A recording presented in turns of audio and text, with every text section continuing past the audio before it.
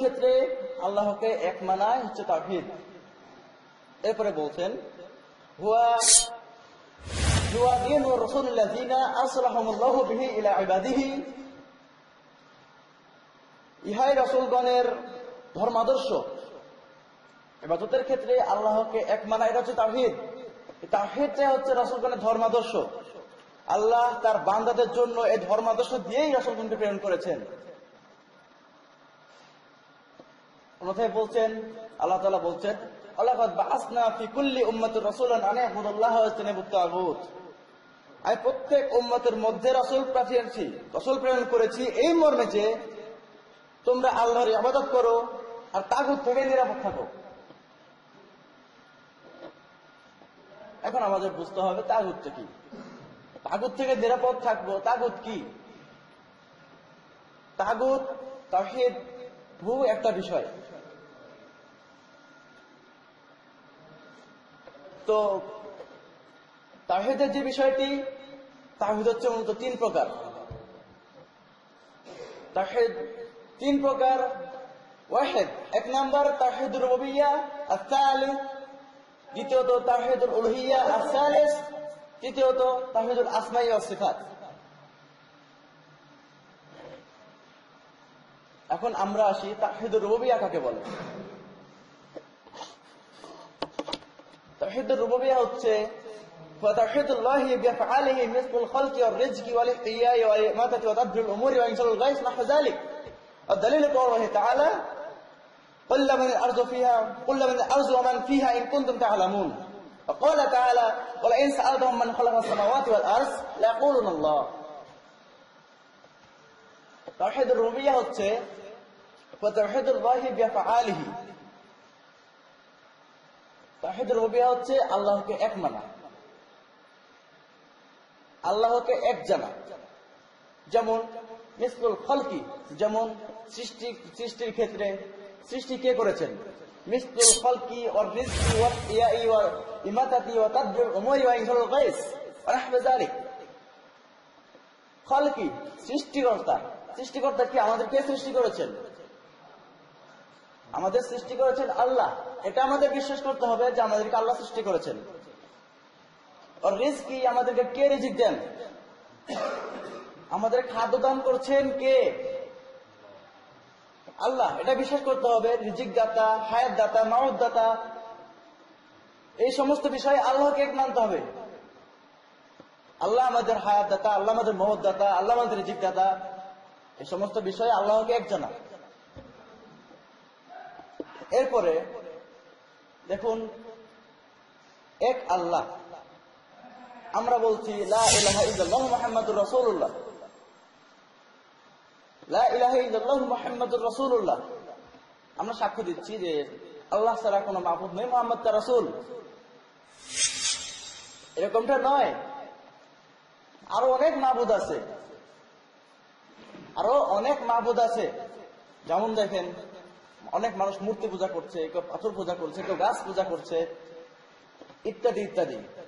আমরা বলছি আল্লাহ ছাড়া কোনো মাবুদ নেই, অথচ দেখুন আরো অনেক মাবুদ আছে। অন্যরা তাদের ইবাদত করছে, তাদেরকে মানছে, তাদের দাসত্ব করছে, তাদের গোলামি করছে। আমাদের কি বলতে হবে? লা বিহাক্কিন ইল্লাল্লাহ, আল্লাহ ছাড়া সত্য কোনো মাবুদ নেই। লা বিহাক্কিন, সত্য, আল্লাহ ছাড়া সত্য কোনো মাবুদ নেই। লা বিহাক্কিন ইল্লাল্লাহ, আল্লাহ ছাড়া সত্য কোনো মাবুদ নেই। আল্লাহ তাআলা বলেছেন, এক আল্লাহ ছাড়া পৃথিবীতে যদি অন্য কোনো মাবুদ বা ইলাহ থাকতো তাহলে পৃথিবী অনেক আগেই ধ্বংস হয়ে যেত। আল্লাহ ছাড়া পৃথিবীতে যদি অন্য কোনো মাবুদ বা ইলাহ থাকতো তাহলে পৃথিবী অনেক আগে ধ্বংস হয়ে যেত। কেমন হবে দেখুন, এক ইলাহ বলছে আজ বাংলাদেশে বৃষ্টি হবে, অন্য ইলাহ বলবে যে আজ খরা হবে, অন্য ইলাহ বলবে না সৌদি আরব বৃষ্টি হবে। এরকম ভাবে তাদের মধ্যে দ্বন্দ্ব সৃষ্টি হতো। এই দ্বন্দ্বের ফলে কি তাদের মধ্যে ঝগড়া হতো। এরকম হতে থাকলে পৃথিবীটা ধ্বংস হয়ে যেত। আমরা মানছি আল্লাহ এক, আল্লাহ অদ্বিতীয়। দৃঢ় বিশ্বাস রাখতে হবে এর উপর যে আল্লাহ এক। সামনে যাচ্ছি, ইনশাল্লাহ আপনাদেরকে বিষয়টা ক্লিয়ার করে দেব। তবে আমাদের এটা বুঝতে হবে যে আল্লাহ ছাড়া যদি অন্য কোনো ইলাহ থাকতো তাহলে কি হতো, পৃথিবীটা অনেক আগে ধ্বংস হয়ে যেত। যেমন দেখুন যে মরুভূমি, আমাদের দেহটা কিন্তু একটা পৃথিবীর ন্যায়, আমাদের বডিটা একটা পৃথিবীর ন্যায়। কি হবে, জমিনে যেমন ফসল হয়, জমিনে মাটি কত প্রকার, 3 প্রকার, দোআঁশ মাটি, বালু মাটি, এঁটেল মাটি। একটাতে ভালো ফসল উৎপন্ন হয়, তারপরে একটু মাঝারি সাইজের ফসল উৎপন্ন হয়, আর কোন মাটিতে ফসল উৎপন্নই হয় না। এরকম কি? হ্যাঁ, যদি এরকম কি হয় তাহলে দেখুন আমাদের বডিটা একটা পৃথিবীর নাই। আমাদের মাথায় অনেক চুল রয়েছে, এরপরে দাড়ি, আরো অন্যান্য অঙ্গ প্রত্যঙ্গ। এরপরে আমাদের দেহটা একটা মরুভূমির সাদৃশ্য। কিভাবে? মরুভূমি বলতে কি বোঝায়? মরুভূমি বলতে যেখানে গাছ গোছালি, ঝাড় জঙ্গল, পাতা টাতা কিছুই হয় না, ধুধু বালুচর, সেটা হচ্ছে মরুভূমি। খেয়াল করে দেখুন আমাদের হাতের তালু এবং পায়ের তালু, এখানে কোনো লোম আছে? কোনো লোম নেই। তো সবকিছু মিলে আমাদের দেহটা একটি পৃথিবীর ন্যায়, আমাদের বডিটা একটা পৃথিবীর ন্যায়। আমাদের দেহটা কয়টি রুহ দ্বারা পরিচালিত? আমাদের দেহ কয়টি রুহ দ্বারা পরিচালিত? একটি রুহ দ্বারা। যদি আমাদের দেহ 2টি রুহ দ্বারা পরিচালিত হতো তাহলে এক রুহ বলতো যে আমি ইসলাম গ্রহণ করব, আরেক রুহ বলতো আমি ইসলাম গ্রহণ করব না, আরেকজন বলতো আমি গরম খাবো, অন্যজন বলতো আমি ঠান্ডা খাবো, আরেকজন বলতো আমি ঝাল খাবো, অন্যজন বলতো আমি টক খাবো। এরকম দ্বন্দ্ব হয়ে যেত, দেহটা নষ্ট হয়ে যেত। তো এরকম ভাবে যদি দেহটা এক রুহ দ্বারা পরিচালিত হয়, আর আল্লাহ তাআলা যে অনেক নেই, আল্লাহ তাআলা যে এক, এখান থেকে স্পষ্ট প্রমাণিত হয়। দেহটা যেমন এক রুহ দ্বারা পরিচালিত হচ্ছে, দ্বিতীয় রুহ থাকলে দেহটা যেমন নষ্ট হয়ে যেত, অনুরূপ ভাবে আল্লাহ এক, আল্লাহ যদি অন্য কেউ থাকতো, ইলাহ যেমন অন্য কেউ থাকতো, তাহলে এই পৃথিবীটা অনায়াসে ধ্বংস হয়ে যেত। কিন্তু অন্যরা বলে, অনেক মানুষ আছে যারা ইসলাম গ্রহণ করেছে, নিজেকে মুসলিম দাবি করে, এরপরেও অন্যের দাসত্ব করছে, অন্যের ইবাদত করছে। আচ্ছা, এরপরে আমরা আসি তাওহীদের দ্বিতীয় প্রকার, তাওহীদুল উলুহিয়্যাহ। তাওহীদের দ্বিতীয় প্রকার হচ্ছে তাওহীদুল উলুহিয়্যাহ। ইবাদতের ক্ষেত্রে আল্লাহকে এক মানা। আমরা কার ইবাদত করব? ইবাদতের ক্ষেত্রে আল্লাহকে এক মানা। হুয়া তাওহীদুল্লাহি বিল ইবাদাত। ইবাদতের ক্ষেত্রে আল্লাহকে এক মানা। মিসল দুআই ওয়া যাবহি ওয়া নাযরি ওয়াল ইস্তিআনাতু ওয়াল ইস্তিগফারু ওয়া গায়রা যালিক।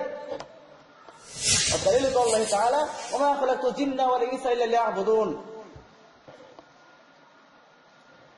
ইবাদতের ক্ষেত্রে আল্লাহকে এক মানা। আমরা কার ইবাদত করব? আল্লাহর ইবাদত করব।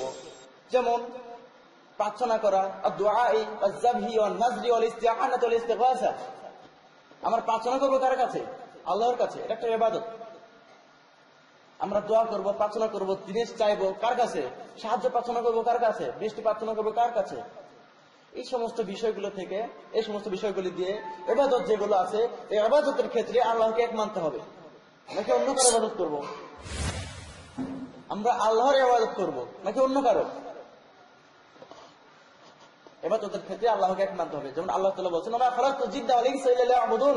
আমি মানুষ এবং জিন জাতিকে সৃষ্টি করেছি একমাত্র আমার ইবাদতের জন্য। আমি মানুষ এবং জিন জাতিকে সৃষ্টি করেছি একমাত্র আমার ইবাদতের জন্য। পূর্বে আমরা পরিষ্কার হয়েছি আল্লাহ এক, আল্লাহ অদ্বিতীয়। এবার আসলাম ইবাদত একমাত্র আল্লাহর জন্যই হতে হবে। আমরা ইবাদত করব কার জন্য? আল্লাহর জন্য। কার সন্তুষ্টির জন্য? আল্লাহ সন্তুষ্টির জন্য। যদি এরকমটি হয় তাহলে দেখুন আমাদের মধ্যে অনেক মানুষ রয়েছে যারা অন্যের দাসত্ব করছে, অন্যের ইবাদত করছে। যেমন বলা যায়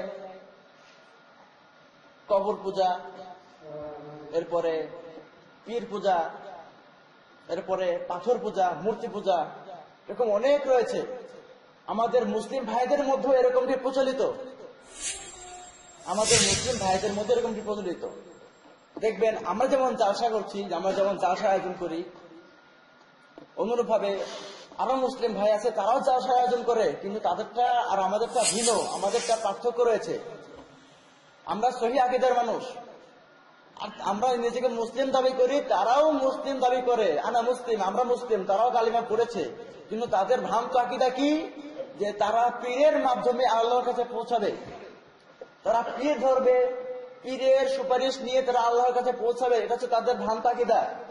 তারা পীরের ইবাদত করছে, তারা পীরের পায়ে চুমু দিচ্ছে, পীরের দাসত্ব করছে, পীর যেটা অনুমতি দিচ্ছে সেটা করছে, আরো অন্যান্য ইত্যাদি। এই সমস্ত বিষয়গুলি আমাদের বুঝতে হবে। আমাদের খুঁটিনাটি অনেক বিষয় রয়েছে যেগুলো আমরা জানি না, আসলে আমরা নিজেদের ইবাদত বলে আমরা গণ্য করছি, আমরা এটা পালনও করছি, অর্থাৎ সেটা হয়ে যাচ্ছে শিরিক। তাওহীদের বিপরীত সেটা হচ্ছে শিরিক। তাওহীদ হচ্ছে আল্লাহকে এক মানা, আল্লাহকে সর্বক্ষেত্রে এক জানা, আর এর বিপরীতাংশ হচ্ছে শিরিক, যেটা আল্লাহর সাথে শিরিক হচ্ছে আল্লাহর সাথে কাউকে অংশীদার স্থাপন করা। এটা পরে আসছে ইনশাআল্লাহ। তো তাওহীদুল উলুহিয়্যা এই ব্যাপারে আল্লাহ তাআলা আরো বলেছেন, ওমা উমিরু ইল্লা লিয়াবুদুল্লাহ মুখলিসিনা লাহুদ্দিন হুনাফা ওয়া ইউকিমুস সালাতা ওয়া আতুয যাকাতা ওয়া যালিকা দীনুল কাইয়্যিমা। এবং তারা তো আদিষ্ট হয়েছিল আনুগত্যশীল হয়ে একনিষ্ঠভাবে আল্লাহর ইবাদত করতে, সালাত কায়েম করতে, যাকাত দিতে, আর ইহাই হচ্ছে সরল সঠিক পথ। তারা আদিষ্ঠিত হয়েছিল কি? আনুগত্যশীল হয়ে একনিষ্ঠভাবে আল্লাহর ইবাদত করতে, একনিষ্ঠভাবে আল্লাহর ইবাদত করতে। আল্লাহ তাআলা বলছেন তারা আদিষ্ঠিত হয়েছিল একনিষ্ঠভাবে আল্লাহর ইবাদত করতে।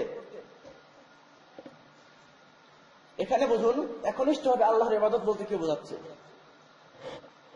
আল্লাহ তাআলা এখানেও বলছেন, পূর্বে আয়াতে বলছেন, ওমা খালাকতুল জিন্না ওয়াল ইনসা ইল্লা লিয়াবুদুন, আমি মানুষ এবং জিন জাতিকে সৃষ্টি করেছি একমাত্র আমার ইবাদতের জন্য। এখানে বলছে যে একনিষ্ঠভাবে আল্লাহর ইবাদত করতে তারা আদিষ্ঠিত হয়েছিল, আনুগত্যশীল হয়ে একনিষ্ঠভাবে ইবাদত করতে।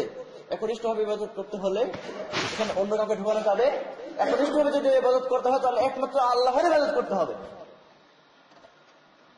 যদি একনিষ্ঠভাবে ইবাদত করতে হয় তাহলে একমাত্র আল্লাহর ইবাদত করতে হবে। অন্য মুসলিম ভাইদের মতো পীর ধরে, পীরের শাফায়াত পেয়ে, অন্যান্য পীরের দাসত্ব করে তাদের শাফাত নিয়ে আল্লাহর কাছে পৌঁছানো, যদি এরকমটা নিয়ত থাকে তাহলে একনিষ্ঠ হলো না, এটা শিরকে পরিণত হয়ে গেল। এরপরে আসি তাওহীদের তৃতীয় প্রকার। তাওহীদের তৃতীয় প্রকার হচ্ছে তাওহীদুল আসমা ওয়াস সিফাত, আল্লাহর নাম এবং গুণাবলীর উপর বিশ্বাস স্থাপন করা।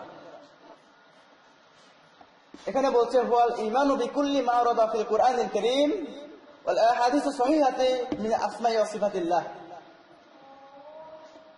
আল্লাহর নাম ও গুণাবলী সম্পর্কে আল্লাহ এবং রাসূল কুরআন এবং সহিহ হাদিসে যা বর্ণিত করেছেন সেটার উপর বিশ্বাস স্থাপন করা হচ্ছে তাওহীদুল আসমা ওয়াস সিফাত।